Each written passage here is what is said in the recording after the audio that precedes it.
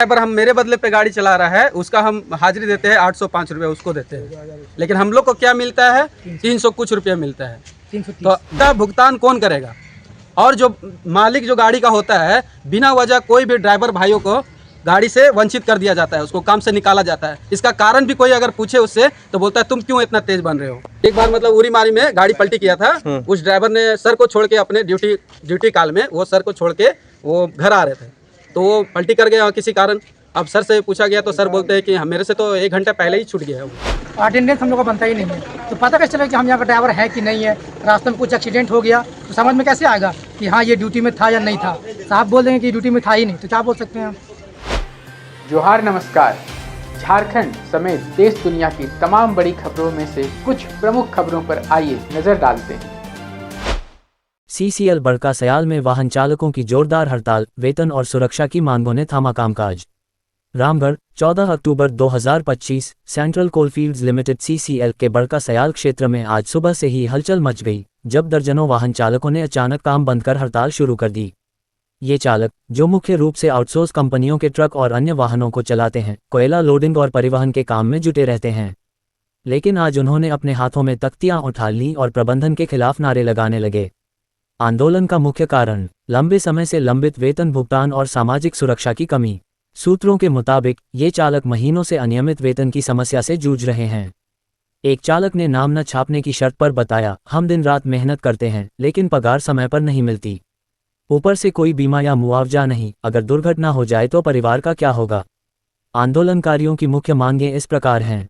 नियमित वेतन भुगतान। चालकों का कहना है कि उनका वेतन हर महीने समय पर बैंक खाते में आना चाहिए, बिना किसी देरी के। उचित वेतन। मौजूदा मजदूरी लगभग 8,000 से 10,000 रुपये प्रति माह को बढ़ाकर उनके काम की कठिनाई के अनुरूप किया जाए। सामाजिक सुरक्षा सुविधाएं। दुर्घटना होने पर बीमा कवर, मुआवजा, मेडिकल सुविधा और EPF-CMPF जैसी योजनाओं का लाभ दिया जाए ताकि उनके परिवार सुरक्षित रहें। ये हड़ताल सीसीएल के एपेक्स JC 311 जैसे पुराने समझौतों का हवाला देते हुए की गई है, जहां प्रबंधन ने ऐसी सुविधाओं का वादा किया था लेकिन अमल नहीं हुआ। परिणामस्वरूप क्षेत्र में कोयला उत्पादन और परिवहन ठप हो गया है, जिससे कंपनी को लाखों का नुकसान होने की आशंका है। स्थानीय यूनियन नेताओं ने चेतावनी दी है कि अगर मांगें नहीं मानी गईं तो आंदोलन और तेज होगा।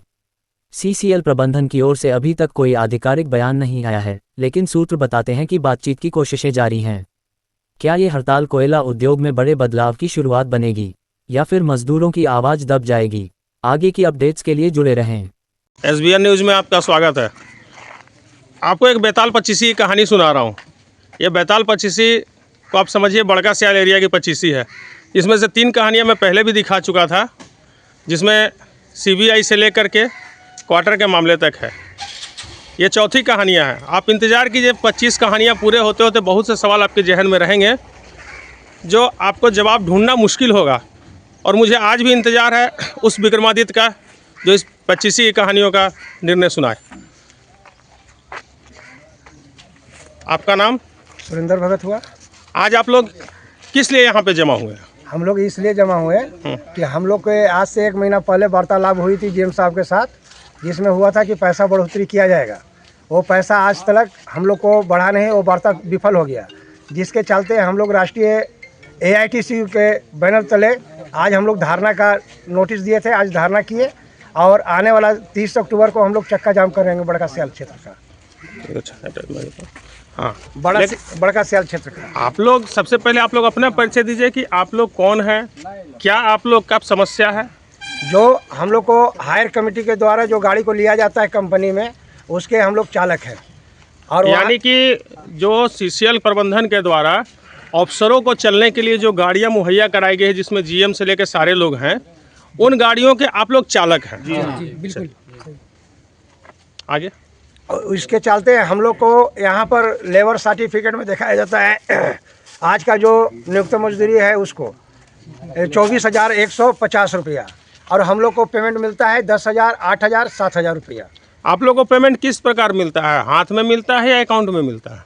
हम लोग को हाथ में भी दिया जाता है, अकाउंट में 10,000 रुपया दिया जाता है। और बाकी यहाँ कहाँ से लेबर सर्टिफिकेट में वहाँ रसीद लगता है और नहीं लगता है, इसका जवाबदेही मैनेजमेंट समझे। हम लोग आगे जाने कितने लोगों का यहाँ पे आप लोग चालक लोगों में कितने लोगों का पेमेंट हाथ में होता है और कितने लोगों का पेमेंट उनके अकाउंट में जाता है हर महीने? कम से कम 10 लोगों का हाथ में मिलता है और बाकी सभी लोग का 10,000 रुपया जो मिलता है पेमेंट वो सब बैंक में जाता है। तो आपने ये सारी बातों को लेकर के उनके अकाउंट का डिटेल्स लेकर के सीसीएल प्रबंधन से कभी वार्ता करने की कोशिश की? कि उसी में बात हुआ था कि से आप लोग को पुराने जो टेंडर 2-3 महीना के लिए है उसमें आप लोग को 2,000 रुपया का बढ़ोतरी होगा और जो नया टेंडर आएगा उसमें 15,000 रुपया कम से कम दिया जाएगा। यानी कि ये आश्वासन आपको बड़का सयाल एरिया के जीएम के द्वारा दिया गया था क्या? हाँ। कि आप लोग को न्यूनतम मजदूरी 12,000 रुपये मिलेगी 2 महीने तक और उसके बाद आपकी न्यूनतम मजदूरी 15,000 रुपये होगी। हाँ। अच्छा, आगे। इसी के कारण से हम लोग आज के डेट में एक सुविधा और दिया गया था जीएम साहब के आदेश के अनुसार कि मेडिकल का सुविधा आप लोग को दिया जाएगा, हॉस्पिटल में आप लोग का इलाज कराया जाएगा। लेकिन हमारे ड्राइवर बंधु लोग जब हॉस्पिटल में जाते हैं तो उनको स्लिप पर लिख के दवा बाहर के लिए लिख दिया जाता है और वो दवा जो यहाँ 300 रुपया चलाने वाले 250 रुपया में काम करने वाले ड्राइवर हैं उनको 1,000 रुपया बाजार में जाकर एक दिन का दवा खरीदना पड़ता है। ब्लड टेस्ट का अलग पैसा देना होता है। ब्लड टेस्ट का अलग, हाँ बात करो। प्लस ब्लड टेस्ट में से अलग देना होता है हम लोगों को। अच्छा, ब्लड टेस्ट वगैरह सबके लिए अलग से पैसा देना होता है, दवा के लिए पैसा देना होता है। प्लस सर हमको ड्राइवर खुद का पैसा से दे के जाना होता है, अपने जगह पे ड्राइवर दे के जाना होता है हमको।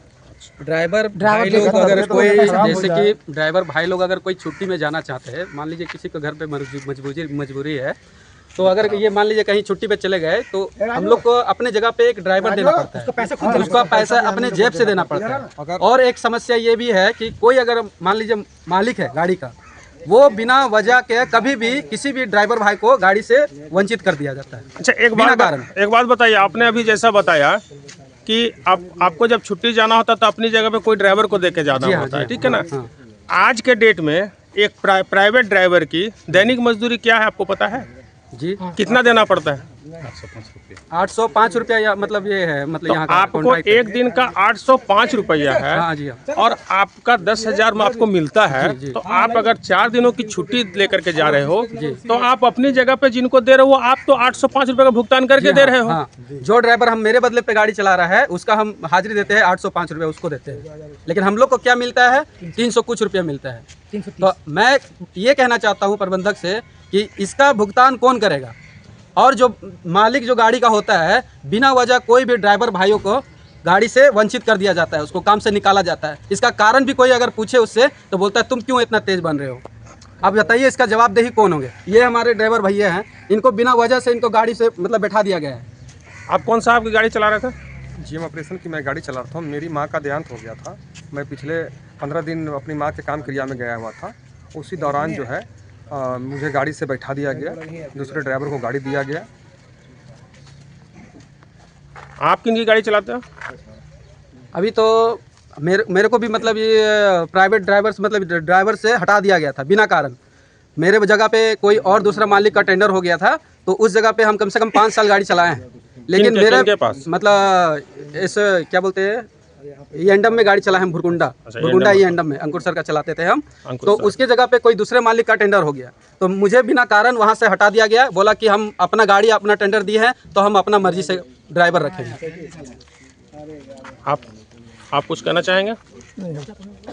और किन्हीं कुछ कहना है तो बोलो कि कम से कम हम लोग को आई कार्ड बनना चाहिए, ठीक है, हाजिरी बनना चाहिए। मान लीजिए अगर हम लोग रोड पे चलते हैं, किसी तरह का एक्सीडेंट हो जाएगा, इसका जिम्मेवारी कौन लेगा? साहब तो सीधा बोल देंगे कि मेरे से तो 1 घंटा पहले ही छुट्टी लेके चले गए थे। ड्राइवर को इल्जाम हो जाता है। ये भी बात यहाँ पर सामने आती है।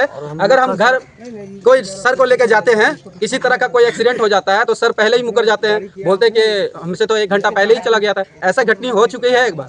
किनके साथ हुआ है? एक बार मतलब उरी मारी में गाड़ी पलटी किया था। उस ड्राइवर ने सर को छोड़ के अपने ड्यूटी काल में वो सर को छोड़ के वो घर आ रहे थे, तो वो पलटी कर गया किसी कारण। अब सर से पूछा गया तो सर बोलते हैं कि मेरे से तो 1 घंटा पहले ही छूट गया है, वो ड्यूटी में नहीं था। इस तरह का बात होता है। आप लोग सरकारी अधिकारी की गाड़ी चला रहे हैं, आप लोग कितने बजे ड्यूटी जाते हैं, कितने बजे आते हैं? इसका कोई लेखा का समय है? इसका कोई लेखा जोखा के लिए कोई रजिस्टर वगैरह नहीं है? कुछ नहीं है। मैं ड्यूटी आता हूँ, इसका टाइम है 9 बजे फोन कर दिया जाता है कि आज 8:30 बजे आ जाना है, लेकिन घर कब लौटना है, कब छुट्टी होना है, इसका कोई टाइम टेबल नहीं है। अगर हम बीच में खाना भी खाने का मौका नहीं मिलता हम लोग को, अगर आप लोग कभी एक्स्ट्रा ड्यूटी भी करते हैं लेकिन सैलरी आपको वही 10,000 10,000 ही मिलता है। एक्स्ट्रा ड्यूटी कीजिए, दिन रात ड्यूटी कीजिए, कभी नाइट कीजिए, कभी डे कीजिए, कभी 24 घंटा कीजिए, लेकिन सैलरी वही है, कोई सुविधा नहीं है। अभी सर प्रोडक्शन का टाइम आ रहा है, मार्च में प्रोडक्शन का टाइम आएगा, उसमें नाइट में भी हम लोग ड्यूटी करेंगे, जाकर के माइंस में ड्यूटी करना होता है, रात भर रहना होता है, उसका भी अलग से कोई चार्ज नहीं मिलता है। या फिर सुबह मॉर्निंग बुलाया जाएगा 4 बजे 5 बजे स्टार्टिंग में जाने के लिए प्रोडक्शन के टाइम पे, उसका अलग से कोई मतलब पैसा नहीं मिलता है, तो उसी हाजिरी में करना है काम हम लोग को। अटेंडेंस हम लोग का बनता ही नहीं है, तो पता कैसे चलेगा कि हम यहाँ का ड्राइवर है कि नहीं है। रास्ते में कुछ एक्सीडेंट हो गया तो समझ में कैसे आएगा कि हाँ ये ड्यूटी में था या नहीं था। साहब बोल देंगे कि ड्यूटी में था ही नहीं, तो क्या बोल सकते हैं हम लोग कहीं दर्शाया नहीं गया कि हम मतलब यहाँ को प्रूफ भी नहीं है ना कि हम ड्राइवर हैं कि नहीं है, कुछ भी नहीं। तो दोस्तों ये कहानी है बड़का सैल एरिया के प्रबंधन की, जहाँ पे अवार्ड लेने के लिए तो हर अफसर आगे आते हैं, हमारे जीएम साहब भी जा कर के बड़े बड़े अवार्ड ले लेते हैं, लेकिन जिनके कंधों पे चढ़ के ये लोग अवार्ड ले रहे हैं उनकी दुर्दशा की कहानी बयां कर रही है आज की ये धरना प्रदर्शन।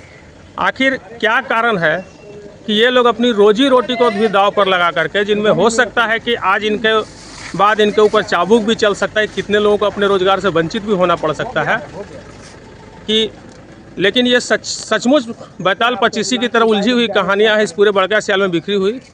कृपया आप लोग इसको सोचिएगा और मजबूर होइएगा सोचने पर, और शायद कोई विक्रमादित्य मिल जाए जिसकी मुझे तलाश है, जो इनकी समस्याओं पर गौर कर सके। धन्यवाद। तो कैसी लगी आपको हमारी ये खबर, ये हमें कमेंट बॉक्स में लिखकर ज़रूर से बताएं, और ऐसे ही नवीनतम ताज़ा अपडेट्स, खास खबरों से रूबरू बने रहने के लिए बने रहें हमारे संग। कैमरा के पीछे से मेरा सहयोग कर रहे अजय महतो, आनंद चौहान के साथ मैं विजय दत्त पिंटू, रांची।